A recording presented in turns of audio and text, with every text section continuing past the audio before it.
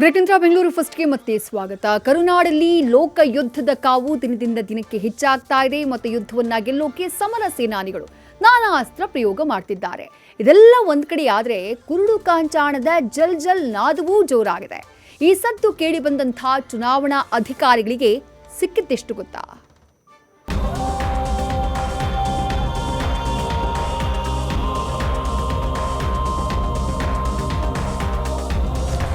ಕರುನಾಡ ಕದನ ಕಣದಲ್ಲಿ ಕುರುಡು ಕಾಂಚಾಣ ದಾಖಲೆ ಮಟ್ಟದಲ್ಲಿ ಕುಣಿತಾ ಇದೆ.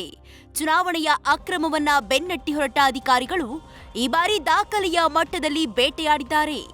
ನೀತಿ ಸಂಹಿತೆ ಜಾರಿಯಾದ ಮಾರ್ಚ್ 16ರಿಂದ ಏಪ್ರಿಲ್ 15ರವರೆಗೆ ರಾಜಧಾನಿ ಬೆಂಗಳೂರು ಸೇರಿದಂತೆ ರಾಜ್ಯದ ಮೂಲೆ ಮೂಲೆಯಲ್ಲೂ ಆಪರೇಷನ್ ಕೈಗೊಂಡು ಬರೋಬ್ಬರಿ 357 ಕೋಟಿ ಮೌಲ್ಯದ ಹಣ ಹಾಗೂ ಇನ್ನಿತರ ಬೆಲೆ ಬಾಳುವ ವಸ್ತುಗಳನ್ನು ವಶಕ್ಕೆ ತೆಗೆದುಕೊಂಡಿದ್ದಾರೆ.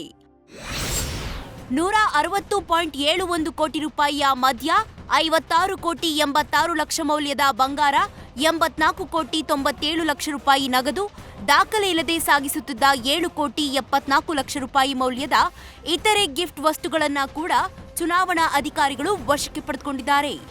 ಇನ್ನು 1.13 ಕೋಟಿ ರೂಪಾಯಿ ಮೌಲ್ಯದ ಬೆಳ್ಳಿ, 9 ಲಕ್ಷ ಮೌಲ್ಯದ ವಜ್ರ, ಇತರೆ 72 ಕೋಟಿ 13 ಲಕ್ಷ ಮೌಲ್ಯದ ವಸ್ತುಗಳು ಸೇರಿ ಒಟ್ಟು 357 ಕೋಟಿ ರೂಪಾಯಿ ಮೌಲ್ಯದ ಹಣ ಹಾಗೂ ವಸ್ತುಗಳನ್ನು ಚುನಾವಣಾಧಿಕಾರಿಗಳು ವಶಕ್ಕೆ ತೆಗೆದುಕೊಂಡಿದ್ದಾರೆ. ಇನ್ನು ಇಷ್ಟು ವರ್ಷಕ್ಕೆ ಹೋಲಿಕೆ ಮಾಡಿದ್ರೆ ಈ ಬಾರಿ ದಾಖಲೆಯ ಪ್ರಮಾಣದಲ್ಲಿ ಹಣ ವಸ್ತುಗಳು ಜಪ್ತಿಯಾಗಿದ್ದು, ಅದಕ್ಕೆ ಕಾರಣ ಏನು ಅನ್ನೋದನ್ನ ಅಪರ ಮುಖ್ಯ ಚುನಾವಣಾಧಿಕಾರಿ ವೆಂಕಟೇಶ್ ಕುಮಾರ್ ಎಕ್ಸ್ಪ್ಲೈನ್ ಮಾಡ್ತಾರೆ, ಕೇಳಿ. ಈ ಥರ ಫ್ರೀ ಬೀಸ್ ಕೊಡೋದು ಜಾಸ್ತಿ ಆಗಿದೆ, ಹಣ ಕೊಡೋದು.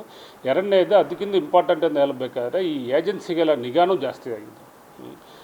ಸೊ ಹಿಂದಕ್ಕಿಂತ ಇನ್ನೂ ಸ್ವಲ್ಪ ಶಾರ್ಪಾಗಿ ನಂಬರ್ ಆಫ್ ಟೀಮ್ಸ್ ಎಲ್ಲ ತುಂಬ ಜಾಸ್ತಿ ಮಾಡಿದ್ದು. 2019ಗಿಂತ ಕಂಪೇರ್ ಮಾಡುವಾಗ ಈಗ ನಮ್ಮದು ನಂಬರ್ ಆಫ್ ಟೀಮ್ಸ್ ತುಂಬ ಜಾಸ್ತಿ, ಪ್ಲಸ್ ಏಜೆನ್ಸಿಗಳು ಜಾಸ್ತಿ ಆಗಿದೆ. ಮುಂಚೆಗಿಂತ ಈಗ ಆಲ್ಮೋಸ್ಟ್ ಒಂದು 21 ಏಜೆನ್ಸಿಗಳು, ಸ್ಟೇಟ್ ಲೆವೆಲ್ ಏಜೆನ್ಸಿಗಳು, ನ್ಯಾಷನಲ್ ಲೆವೆಲ್ ಏಜೆನ್ಸಿ. ಒಟ್ನಲ್ಲಿ ಚುನಾವಣೆಯಲ್ಲಿ ಅಕ್ರಮಗಳು ನಡೆಯದಂತೆ ಚುನಾವಣಾಧಿಕಾರಿಗಳು ಹದ್ದಿನ ಕಣ್ಣಿಟ್ಟಿದ್ದು ಚೆಕ್ ಪೋಸ್ಟ್ಗಳಲ್ಲಿ ಅಕ್ರಮಕ್ಕೆ ತಡೆಯೊಡ್ಡುತ್ತಿದ್ದಾರೆ.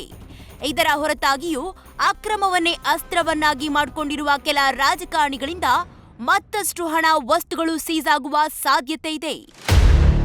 ಸತ್ತಾರ್, news first, Bengaluru. News first ನಿರ್ಭೀತಿಯಿಂದ ನಿಮ್ಮ ಪರವಾಗಿ.